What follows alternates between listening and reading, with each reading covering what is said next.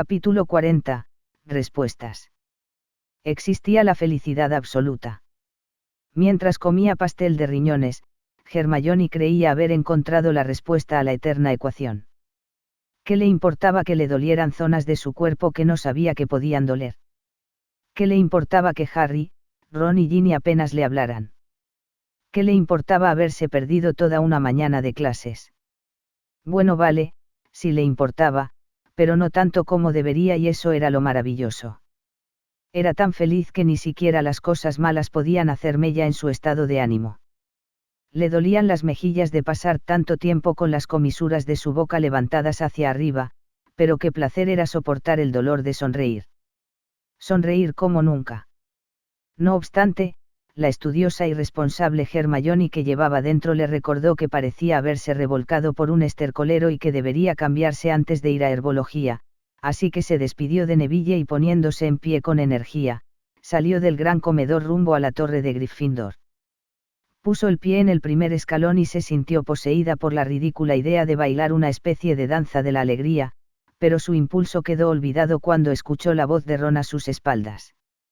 Cerró los ojos unos instantes y respiró hondamente, diciéndose mentalmente que debía de haber imaginado que sus amigos no le darían un momento de paz, y componiendo una sonrisa se volvió hacia Harry, Ron y Ginny.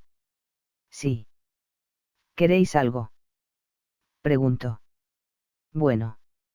Ron abrió y cerró la boca un par de veces, le dio un codazo a Harry como si le estuviera pasando el turno, y este, haciendo un tanto de lo mismo, pellizcó suavemente el brazo de su novia, que dio un pequeño respingo y le fulminó con la mirada. «Bueno», repitió la menor de los Weasley aún mirando a Harry de reojo, «nosotros queríamos saber qué ha pasado. Harry y Ron me contaron que esta mañana discutisteis y bueno, ahora estás tan... ¿qué? Feliz». La interrumpió Hermione haciendo su sonrisa tan amplia que casi se veían todos sus dientes. Pero no era una sonrisa completamente natural, sino extrañamente artificial y en cierto modo escalofriante, al menos eso pensó Ron. «¿Es que eso os molesta?», les instó Hermione, y aunque pareciera imposible, hizo su sonrisa aún más grande y asustando aún más a Ron. «Claro que no», replicó Ginny, «solo estábamos preocupados». «Y además parece que te hubieras caído en un barrizal», se atrevió a decir Ron, ganándose que Harry le devolviera el codazo. Hermione soltó una risotada que a los tres les sonó muy fría. «Lo único que os voy a decir es que Draco y yo hemos vuelto», dijo, «y os aseguro que esta vez no podréis hacer nada por separarnos». Y dicho esto, le sonrió de nuevo de forma enigmática y se alejó escaleras arriba. Harry y Ginny intercambiaron una mirada angustiada, mientras que Ron se limitó a mirar el lugar por donde se había marchado la castaña con el ceño fruncido como si aún tratara de comprender sus palabras. «¿Qué cabezota es?», farfulló, «cuando entenderá que ese rubito no le conviene». «Bueno», dijo Ginny sin demasiado entusiasmo, «está claro que ella le quiere y que él la hace feliz». Ron la miró como si le hubiera partido su varita en dos y le hubiera regalado uno de los jerseys de lana de su madre para compensarlo. «¿Qué os pasa a las chicas?», preguntó Ron. «Tú también has perdido el norte como Hermione». «Me he limitado a apuntar los hechos, Ronald», replicó Ginny fulminándole con la mirada. «Tú no la viste ayer, estaba destrozada, nunca la seis así, no podía parar de llorar». «Las chicas lloráis», murmuró Ron como si hablara de una especie extraña y enigmática para él. «Lavender llora cada vez que discutimos», añadió poniéndose colorado. «Lavender», repitió Ginny como si ese nombre fuera un insulto. «¿Cuántas veces has visto llorar a Hermione? Y no me refiero a que se le llenen los ojos de lágrimas o a que ponga pucheros y solloce como hace Lavender, me refiero a llorando de verdad». Ron abrió la boca porque algún remoto lugar de su cerebro le decía que debía sentirse ofendido, pero la cerró porque simplemente no tenía respuesta para eso. Lavender lloraba a menudo, pero Ron se sentía tan embarazado que apenas la miraba para comprobar si lo hacía con lágrimas, y en cuanto le daba la razón o consentía en hacer lo que ella deseaba, Lavender se volvía repentinamente sonriente como si segundos atrás no hubiera estado llorando, como si le hubiera vuelto a morir su conejo Binky. Lo que sí sabía era que nunca había visto a Hermione llorando de verdad, sí con el brillo de lágrimas en los ojos alguna vez, pero nunca derramarlas, y el solo imaginarlo le hizo dejar de sentirse animoso, como un globo que se deshincha lentamente. Y solo hay que verla hoy, continuó Ginny mirando las escaleras por las que Hermione se había ido como si estuviera esperando que reapareciera por allí con un gorrito cónico, serpentina y un silbato. Está feliz, sonriente en lugar de caminar, parece que flota, completó Harry, que hasta entonces había estado sepulcralmente callado. Todo lo que acababa de ver le había dado mucho que pensar. Desde que vio a Hermione entrar en el comedor empapada y sucia pero radiante, se había supuesto que se había reconciliado con Draco Malfoy. El detalle del botón mal abrochado era algo que no quería pensar, simplemente le resultaba demasiado embarazoso y violento, aunque en el fondo de su mente tuviera una idea bastante clara de lo que eso implicaba. Lo cual probaba, que por si aún quedaba alguna clase de duda, su amiga estaba completamente enamorada de la serpiente. Y a Harry no se le había pasado por alto el hecho de que Malfoy la hubiera dejado argumentando exactamente lo mismo que ellos le habían dicho horas antes de que lo hiciera, que sería lo mejor para ella. ¿Significa eso que realmente le importaba a Hermione? Que le importaba lo suficiente para renunciar a ella anteponiendo el bienestar de Hermione al suyo propio? Para ser sincero, Harry nunca se había creído la teoría de Ron de que Malfoy estuviera con su amiga para tratar de hacerles daño, porque si bien lo había conseguido, el Malfoy que él creía conocer, no hubiera tocado a Hermione ni con la punta de una escoba y no estaría dispuesto a verse con ella para joderles. Lo cual solo daba lugar a otra explicación, que contra todo pronóstico él se había fijado en su amiga. Que quería estar con ella a pesar de que ello desafiara la lógica, pero no la intuición de Harry. Porque en algún momento de los últimos días en los que apenas había hablado a Hermione, se había dedicado a observarles en silencio. Y había percibido muchos detalles, no obstante, la parte de él que odiaba a Draco Malfoy por todas las putadas que le había hecho se había negado a verlo. Aunque quizás, a pesar de todo el daño que Malfoy le había hecho, todo lo bueno que Hermione había hecho por él, todas las veces que le había apoyado y ayudado, se merecían que fuera un poco comprensivo, por mucho que el Slytherin fuera su enemigo. No, dijo Ron, cruzándose de brazos y negando con la cabeza como un toro preparado para embestir, tú también no, Harry. ¿Y que si ese gilipollas la ha subido en una nube? Lo que importa es cuánto tardará en bajarla de allí, y cuanto más alto la suba, más grande sería el daño que se hará a Hermione al caer. Puede que tengas razón, Ron, pero ¿qué podemos hacer nosotros? Preguntó Harry con las palmas de sus manos apuntadas hacia arriba como si esperara una iluminación divina. No lo sé, algo tiene que haber. Ron, ya hemos hablado con ella y con él, replicó Harry con cansancio. Creo que quizás ya hemos hecho bastante, dijo Ginny en voz baja. ¿Os vais a dar por vencidos tan fácilmente?, gritó Ron empezando a ponerse peligrosamente colorado. ¿Vais a permitir que ese cabrón engreído y egoísta le haga daño? Supongo que habláis de mí, dijo una voz que arrastraba las palabras con tono peligroso y a la vez satisfecho unos metros por detrás de Ron. Los tres amigos se volvieron hacia Draco Malfoy, que se acercaba desde las puertas entreabiertas de Hogwarts completamente empapado y, a decir verdad, con no mucho mejor aspecto que Hermione. Tenía el pelo rubio normalmente impecable dividido en mechones llenos de nudos y enredos que le caían sobre los ojos con un brillo plateado, y su capa estaba llena de barro y algunas pelusas.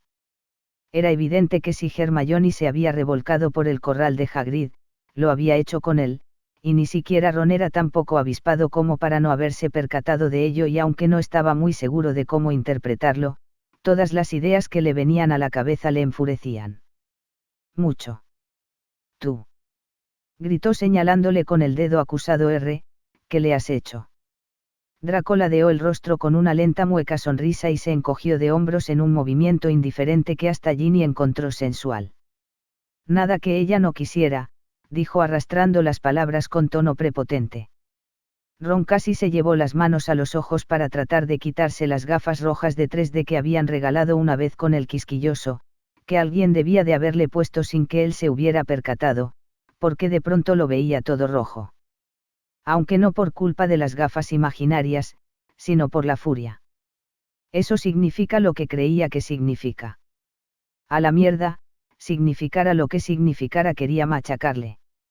Y antes de que Harry o Ginny pudieran agarrarle, echó a correr hacia Draco al más puro estilo William Wallace en Braveheart. Según recordó Harry, nunca había llegado a ver la película entera porque Dursley se cagaba de miedo con las escenas de batallas, con un puño en alto, la varita en la otra mano a modo de espada y la boca abierta en un grito interminable.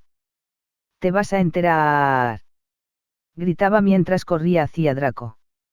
La distancia que había entre ambos chicos era bastante considerable, de modo que cuando Ron llegó a tan solo un par de metros de Draco, este ya le apuntaba con la varita y con sus ojos azul iceberg tan cortantes como el cristal. «Yo que tú, Weasley, no daría un paso más», siseó con voz amenazadora. Ron se estremeció como si el espíritu guerrero de William Wallace le hubiera abandonado y miró a Draco como sopesándole. «¿O qué?», le instó Ron apretando con fuerza la varita en su mano que apuntaba al Slytherin. «Todos sabemos que eres un cobardica, Malfoy». «Ron, Malfoy, parad», les pidió Ginny llegando hasta ellos con Harry. «Ron, déjalo, esta no es la manera de solucionar nada», dijo Harry con voz cansada. «Bajaré la varita si la baja el primero», se empecinó Ron. Todos miraron a Draco esperando que lanzara algún maleficio, pero el chico se encogió de hombros con fastidio y lentamente bajó la varita sin dejar de asesinar a Ron con la mirada. «A Hermione no le gustaría que te hiciera daño», dijo con las mandíbulas apretadas como si eso lo explicara todo, «y comadreja, antes de decir que ella no me importa, pregúntate quién de los dos le da más importancia a lo que a ella le gustaría o no». Y dicho esto, pasó al lado del pasmado pelirrojo, chocando contra su hombro intencionadamente para abrirse paso a pesar de tener unos 5 metros de margen entre el Gryffindor y la pared, y se alejó de ellos.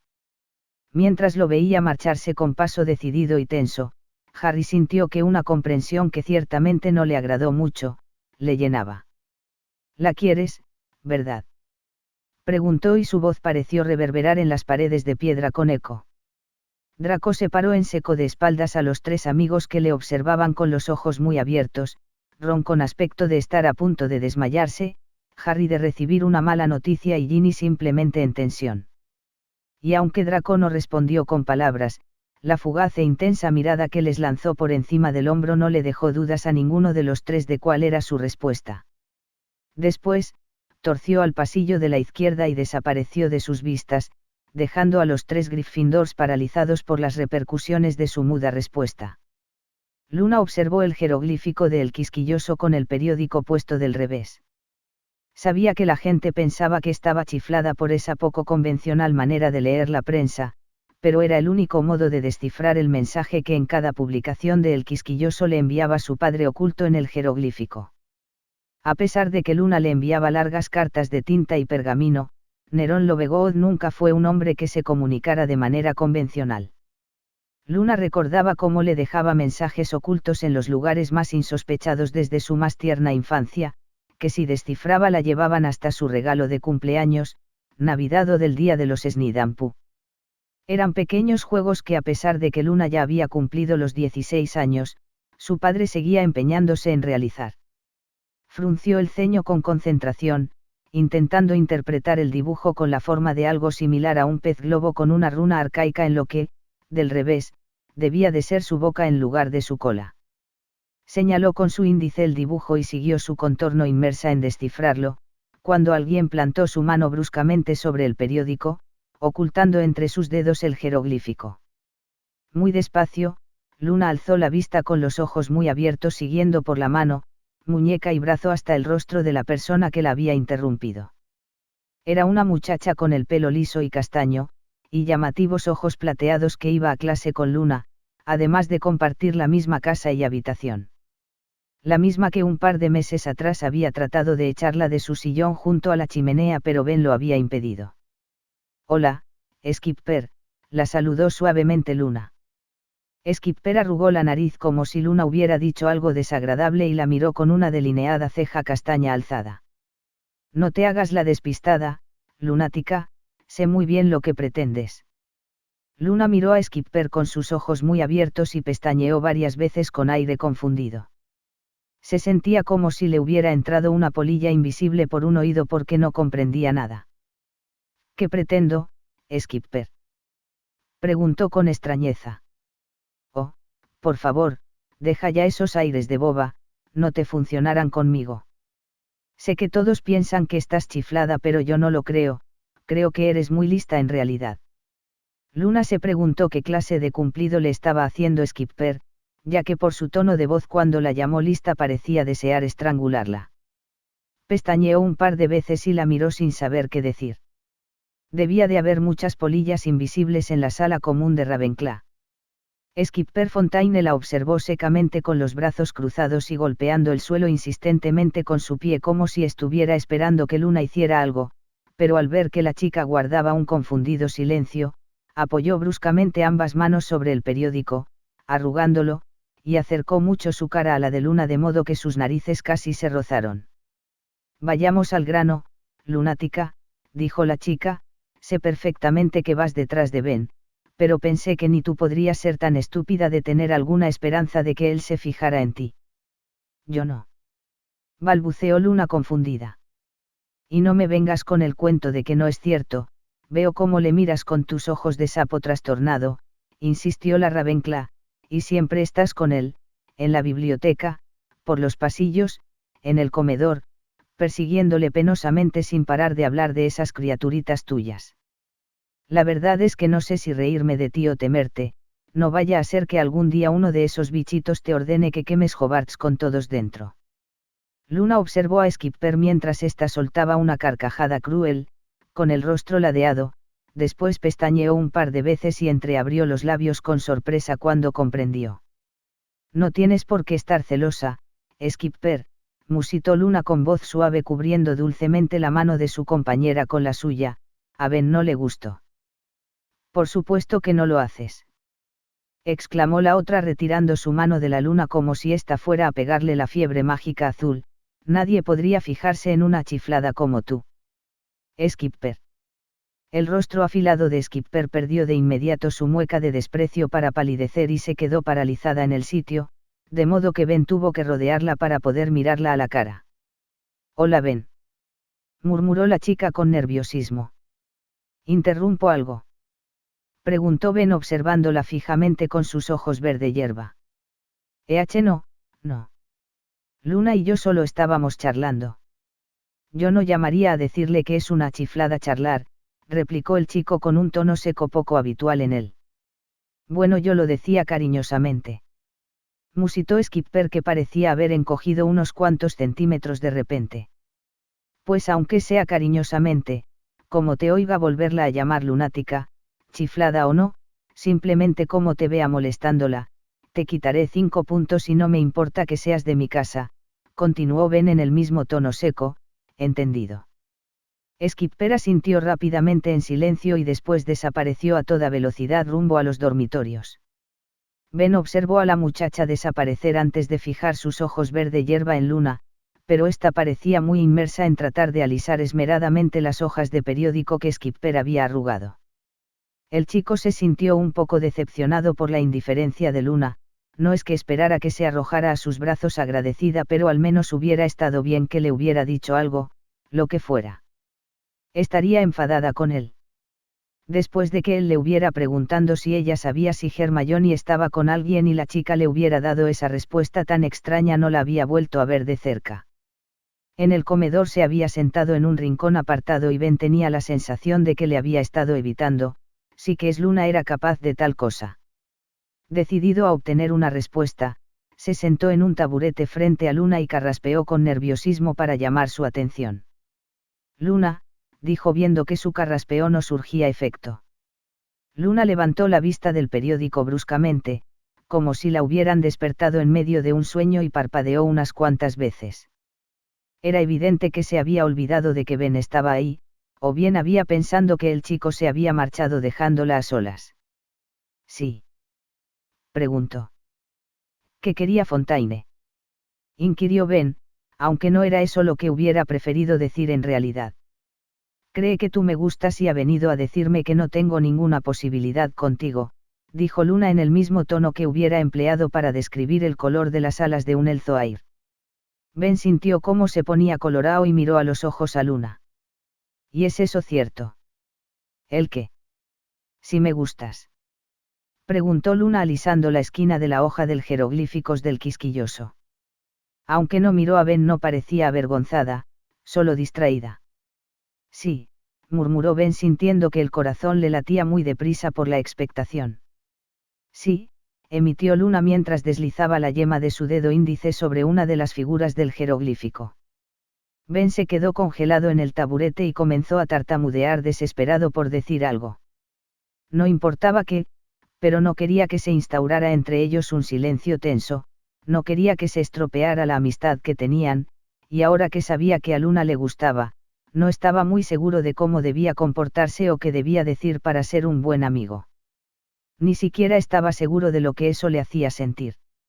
Siempre se ponía muy nervioso cuando alguna chica le manifestaba su interés, lo cual sucedía de vez en cuando, aunque ninguna lo había hecho de la forma despreocupada y casi indiferente en que lo había admitido Luna, se bloqueaba y se comportaba como un memo.